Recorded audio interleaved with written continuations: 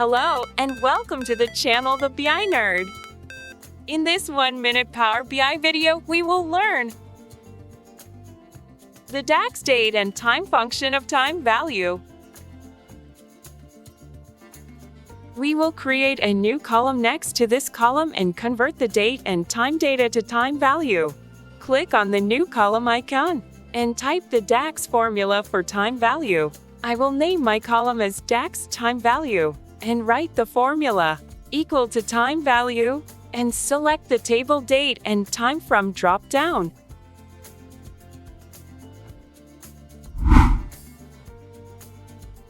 Let's now change the data type to decimal number. In Column Tools and select Decimal Number from the Data Type drop-down. I will use 2 decimal points.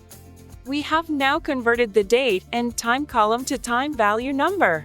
Each day is one whole number, or every 24 hours is one whole number.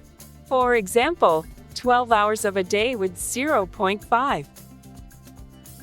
Thank you. Please subscribe to the channel to get regular updates and check out other Power BI videos on the BI Nerd.